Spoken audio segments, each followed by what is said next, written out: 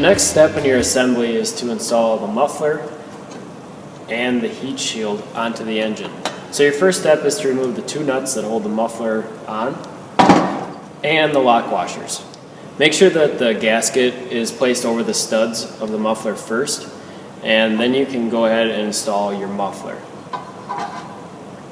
Make sure the lock washers go on first.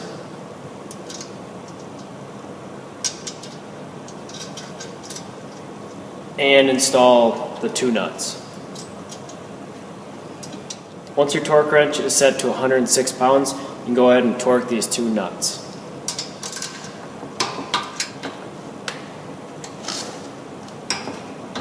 Make sure the torque wrench clicks. After your muffler is installed and your two nuts are torqued to 106 inch-pounds, you can install the heat shield. You want to make sure that when you install the shield that these two tabs lock in. One goes into the shroud and this small tab goes into the engine block. So you can remove this bolt. After you have removed this bolt that holds the heat shield on, you can take your heat shield and slide it into place. If you notice, this tab is going to be underneath this shroud and this tab is going inside of the slot in the engine block. Once your shield is in place and the bolt hole lines up, you can go ahead and put the bolt back in. This bolt can be torqued to 106 inch-pounds. Using my 10mm socket, I'm going to tighten this up until my torque wrench clicks.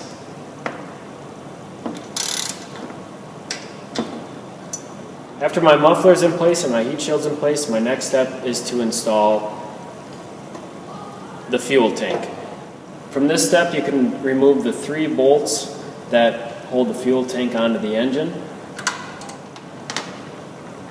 Before installing your fuel tank, you'll need to route the fuel line underneath the governor linkage, and it needs to lock into this little clamp.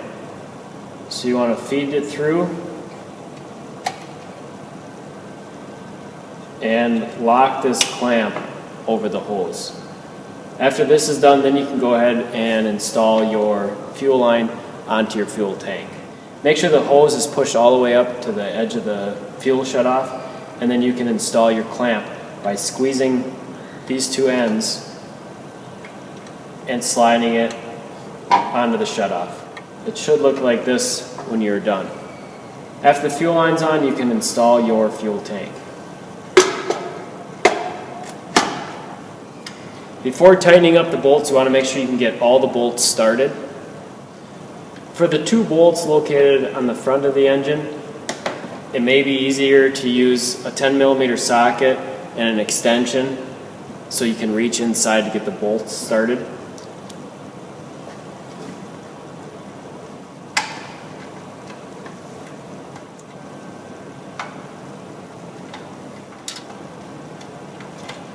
After your three fuel tank bolts have been started, you can go ahead and tighten them up. The three fuel tank bolts should be torqued to 62 inch-pounds.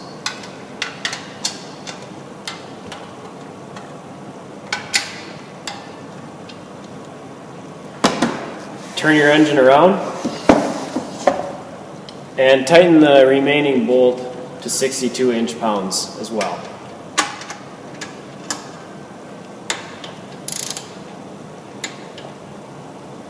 The final step in your small engine assembly, simply install the spark plug wire onto the spark plug.